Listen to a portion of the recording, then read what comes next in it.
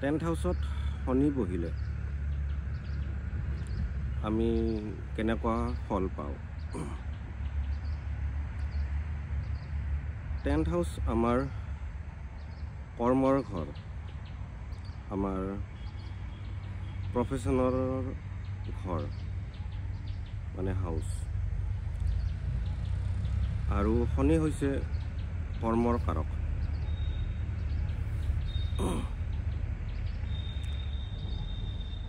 কৰ্মৰ কাৰকে যেতিয়া কৰ্মৰ ঘৰত বহে তেতিয়া আমাৰ জীৱনত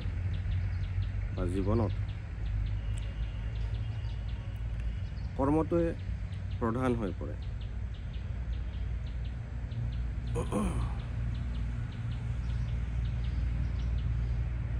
সেই মানুহজন তেওঁৰ জীৱনৰ লক্ষ্য কৰ্ম হৈ পৰে, কাৰণ কৰ্মৰ গ্ৰহ তেওঁৰ কৰ্মস্থানত বহিছে।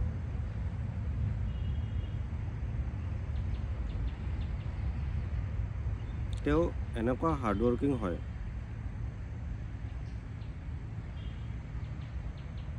যে মানুহজনক আপুনি দেখিলে গম পাব যে এইজন মানুহ শনি কৰ্মস্থানত আছে। যদিহে শনি গ্ৰহটো এফ্লিক্টেড বা দুৰ্বল হৈ বহি থকা নাই। শনি গ্ৰহ থকা ব্যক্তিবোৰ আপোনাৰ সাধাৰণ মানে যদি আৰু 12 ঘণ্টা কাম কৰিব পাৰে, 10 ঘণ্টা কাম কৰিব পাৰে, তেওঁলোকে 12-16 ঘণ্টালৈকে কাম কৰিব পাৰে। তেওঁলোকৰ হাতত সেইখিনি এনাৰ্জি থাকে যে কণ্টিনিউৱাছলি কামটোত লাগি থাকিব পাৰে। আৰু তেওঁলোকে খুব ডিচিপ্লিন মেইনটেইন কৰি চলে। আৰু যদি ডিচিপ্লিন মেইনটেইন কৰি নচলে, তেখেতসকলৰ ছাকচেছ পোৱাত বাধা আহি পৰে। কাৰণ শনি গ্ৰহটো আপোনাৰ বাউণ্ডাৰীৰো কাৰক, ডিচিপ্লিনৰ কাৰক। এতিয়া সেই মানুহজনে যদি ডিচিপ্লিনত নাথাকে, তেতিয়া শনি গ্ৰহৰ কুপ্ৰভাৱখিনি নাপায়।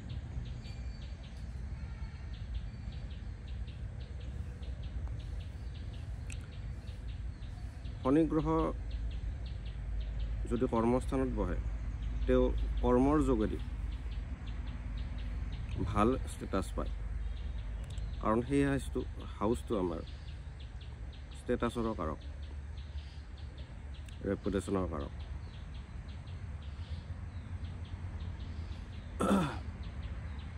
শনি আমাৰ লোহাৰ বস্তু, মাটি এইবোৰৰ কাৰক। এনেকুৱা দেখা যায় যিসকল ব্যক্তি খেতিৰ লগত জড়িত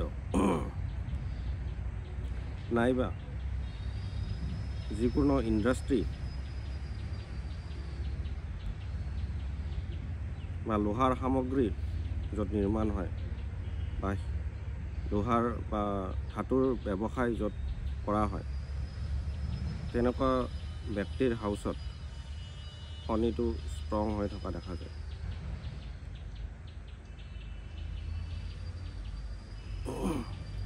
শনি যিহেতু জাজমেণ্টৰ কাৰক, আপুনি যদি ভুল কৰ্ম কৰিছে, শনিয়ে মানে পানিছ কৰে। আৰু কৰ্মস্থানত বহি থকা শনিয়ে যদি আপুনি ভুল কৰ্ম কৰিছে, আপোনাক সোনকালে পানিছ কৰিব। কাৰণ কৰ্মৰ হাউচত তেওঁ বহি আছে।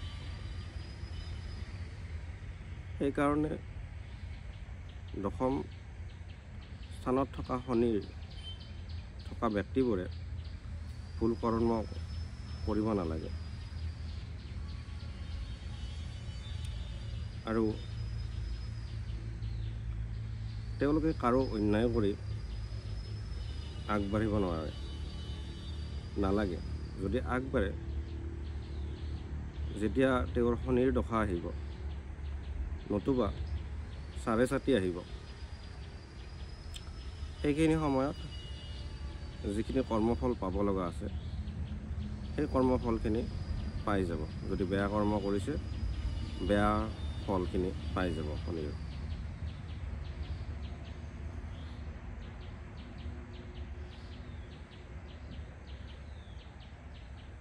শনি দশম স্থানত বহি আপোনাৰ চতুৰ্থ হাউচক দৃষ্টি দিয়ে। সেইকাৰণে আপোনাৰ ঘৰত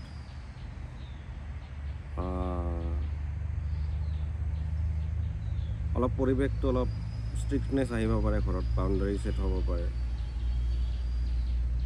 বা ঘৰত অলপ কাজিয়া পেচাল বুলি নকওঁ, অলপ তেনেকুৱা এটা পৰিৱেশ হ'ব পাৰে।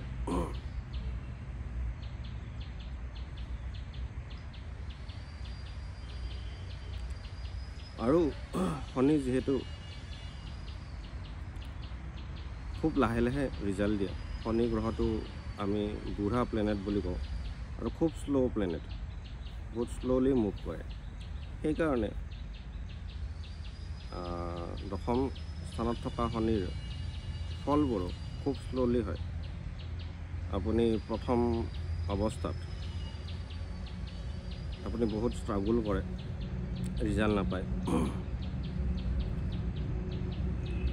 পিছত শেষত গৈ গৈ আপুনি সফলতা অৰ্জন কৰে। আৰু সফলতাটোখিনি আপুনি এনেকৈ পায় যিটো সফলতা আপোনাৰ বেলেগে ইমেজিন কৰিব নোৱাৰে। তেনেকুৱা সফলতা শনিয়ে দিয়ে, যদি আপুনি হাৰ্ড ৱৰ্ক কৰি আছে।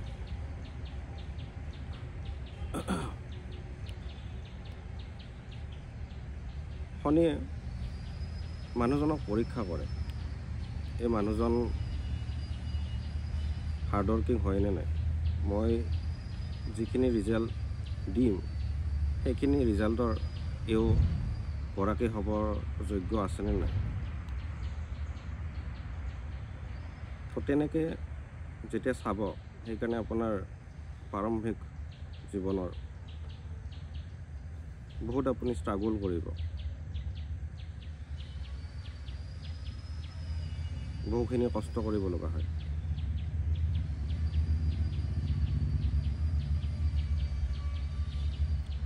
আৰু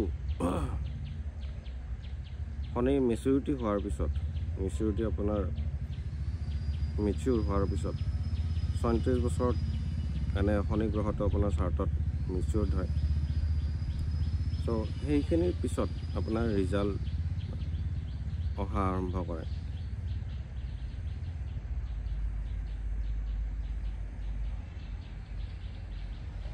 শনি কৰ্মস্থ স্থানত থকা ব্যক্তিবোৰৰ মাটি বাৰী, ঘৰ দুৱাৰ এইবোৰো হয় শনি মাটিৰ বা কনষ্ট্ৰাকশ্যনৰ কাৰক।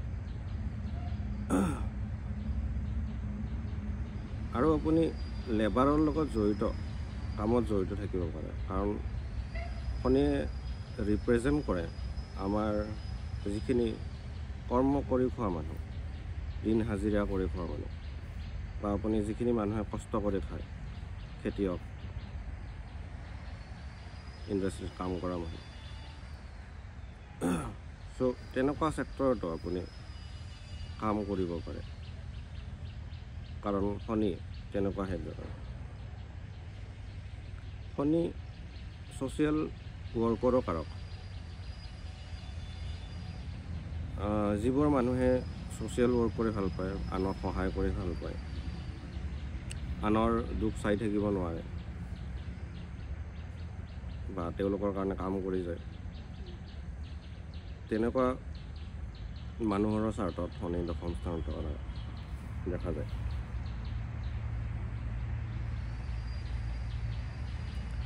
শনি যিহেতু জাজমেণ্টৰ কাৰক, সেইকাৰণে বহু মানুহ দশম স্থানত থকা শনিৰ তেওঁলোকে ল' প্ৰফেশ্যনত যোৱা দেখা যায় বা জাজ হোৱা দেখা যায়।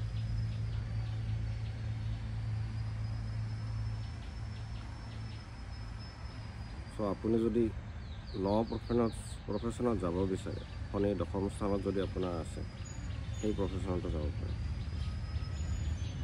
আৰু আপুনি চিভিল ছাৰ্ভিচ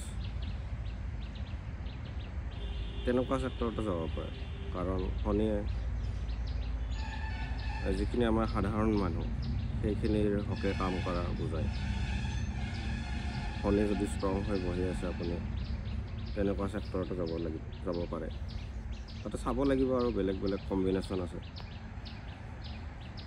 তেতিয়া প্ৰভাৱটো বেলেগকৈ পোৱা যায়। বা শনি দশম স্থানত আছে, শনি গ্ৰহৰ লগত যদি আৰু আন গ্ৰহও বহি আছে, তেতিয়া ৰিজাল্টটো আপুনি বেলেগকৈ পায়, অলপ বেলেগ ধৰণে পাব। আৰু শনি যদি উচ্চ হৈ বহি আছে বা স্বৰাশিত বহি আছে, তেতিয়া ৰিজাল্টটো ষ্ট্ৰংকৈ পাব। আৰু যদি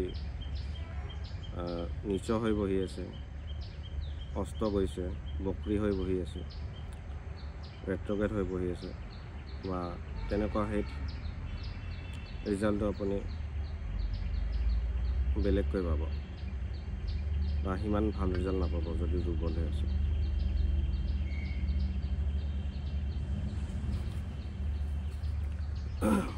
শনিৰ বাবে দশম স্থানত বহাটো মই ভাবোঁ এটা উৎকৃষ্ট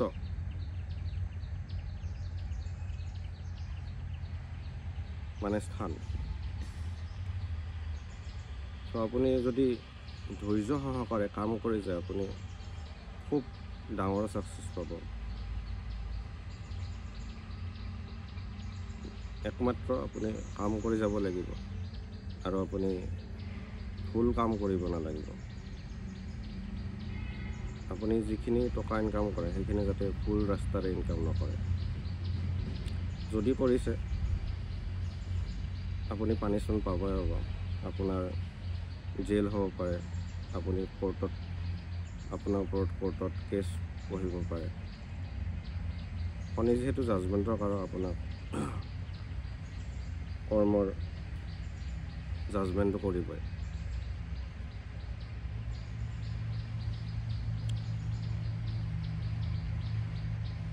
যি মানুহে কেৰিয়াৰত বহুত হাই ছাকচেছ পাব বিচাৰে, তেনেকুৱা মানুহৰ বাবে শনি দশম স্থানত থকাটো খুব ভাল। আৰু শনিয়ে লাহে লাহে তেনেকুৱা মানুহক বহুত ডাঙৰ ছাকচেছ দি যায়।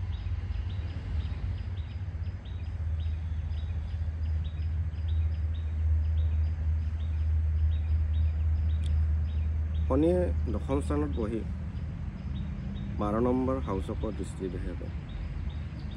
সেইকাৰণে আপোনাৰ খৰচ বৃদ্ধি হ'ব পাৰে।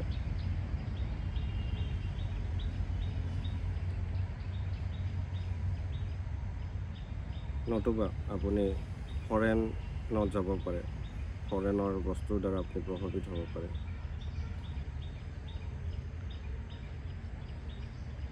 আৰু আপুনি য়োগা, মেডিটেশ্যন এইবোৰ কৰিও ভাল পাব পাৰে।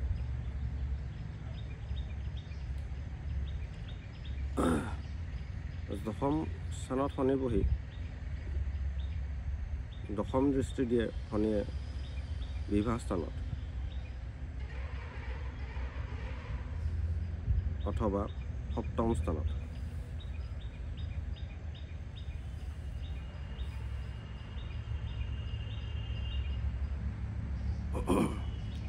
সপ্তম স্থানত দৃষ্টি দিয়াৰ ফলত আপোনাৰ মেৰিজত ডিলে আনি দিয়ে। যদি আপুনি কম বয়সত বিয়া পাতে, আপোনাৰ সেই বিবাহখন ভাঙি যোৱাৰ সম্ভাৱনা থাকে বা নতুবা বহুত আপুনি ষ্ট্ৰাগল ফেচ কৰিব।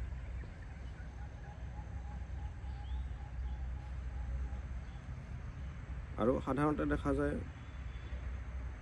মানুহজনৰ বিয়াত লেট হয় আৰু বিয়াৰ পিছত মানুহজনৰ জীৱনত আৰু বেছি ৰেষ্ট্ৰিকশ্যন আহি যায়, কাৰণ শনি ৰেষ্ট্ৰিকশ্যনৰ কাৰণ। শ্ল' মুভিং প্লেনেট আৰু সেই হাউচত শনি যিহেতু জাজমেণ্টৰ কাৰক, আপুনি আপোনাৰ ৱাইফক যদি চিট কৰে বা আপোনাৰ বিজনেছ পাৰ্টনাৰশ্বিপৰ হাউচ যিহেতু যদি চিট কৰে, যদি ব্যৱসায়ত আপুনি হেৰি কৰে, তেতিয়া আপুনি ফলটো পাই যাব, আপোনাৰ কৰ্মৰ ফল আপুনি পাই যাব। এনেকৈ শনি বিভিন্ন ৰাশিত বহিলে, বেলেগ বেলেগ ৰাশিত বহিব, যিহেতু দশম স্থানত এটা ৰাশিয়ে শনিৰ ৰাশিয়ে থাকিব, এনেকুৱা কথা। বেলেগ বেলেগ ৰাশি অনুযায়ী ফলটো অলপ বেলেগ বেলেগ হ'ব। তো সেইখিনি কথা ডিছকাছ কৰিব গ'লে ভিডিঅ'টো বহুত দীঘলীয়া হৈ পৰিব, পিছত কেতিয়াবা আলোচনা কৰিম বিভিন্ন ৰাশিত শনি দশম স্থানত বহিলে কেনেকুৱা ফল হ'ব।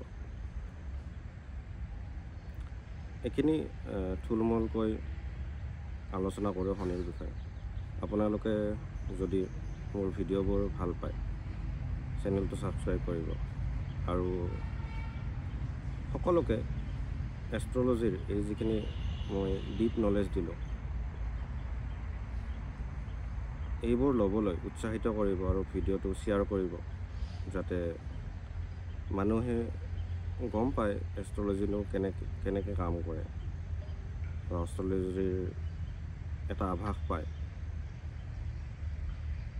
তাৰ কাৰণে আপোনালোকে মোক সহায় কৰিব। ধন্যবাদ জনালোঁ।